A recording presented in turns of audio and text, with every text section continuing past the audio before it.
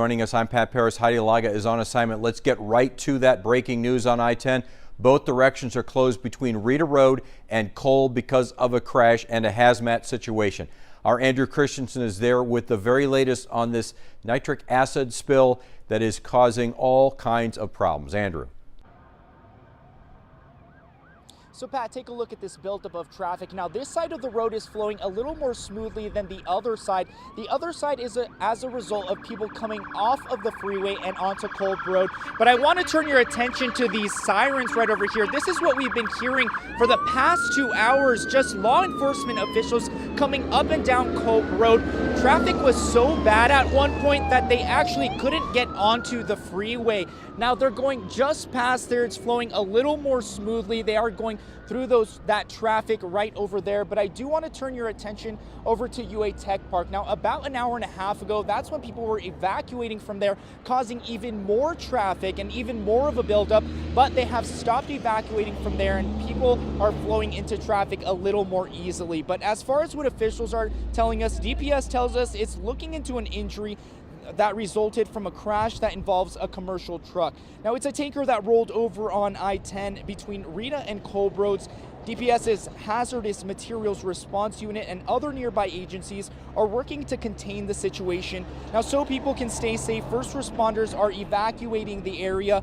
Now, right now, I-10 is closed in both directions between Rita and Kolb Roads, and of course, we'll keep you updated on air and online at KGUN9.com. Reporting live on Kolb Road, Andrew Christensen, KGUN 9 on your side.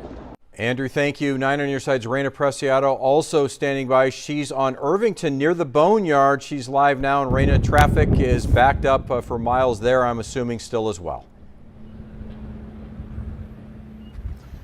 Yeah, Pat, I'm about 6 miles outside of where the crash happened here on Irvington and Pantano. And as you can see, cars are stacked. People are trying to get to leave work and head east. And as you can see, people are not moving very quickly. People are getting out of work. There's an Amazon fulfillment center nearby, and there are also certain locations being evacuated at this time. So lots of traffic heading in that direction. If we look up on maps how long it's going to take to get to Rita in the I-10, it's an hour from this location. If you are looking to travel in that direction, you can head to our website at kgun9.com and head to our traffic map. On Irvington and Pantano, Raina Preciado, KGUN 9 on your side. All right, Raina, dealing with that wind out there as well. Let's recap. All lanes on I-10 between Rita and Kolb Roads are closed. Authorities are actually turning traffic around. We understand they're having them drive the wrong way in those lanes to avoid the hazardous material crash to clear the interstate of all traffic.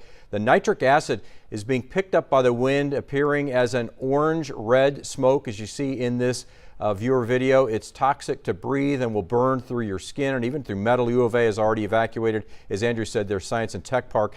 Now the Rita Hampton Inn is evacuating guests. They're moving them to another Hampton location. Kyler Diggs is going to join us now. And Kyler, it has been the weather that's a prominent feature with that wind that obviously is contributing to the dangers of this hazmat incident. Right, playing a big role in that situation out there this afternoon. So I've zoomed in on the southeast side of the metro area to take a look at the current wind speeds. You can see the wind is out of the south-southwest. Let's zoom in even more where it's right in this area. That's the real trouble spot. That's about where the accident is, and that wind is out of the south-southwest. Sustained wind speeds 15 to 25 miles an hour, but as you could tell in Raina's microphone, we're getting some wind gusts much higher than that. Some of the wind gusts coming in around 35, 40 miles an hour. And again, all of that, anything that's in the air, will be blowing off to the northeast.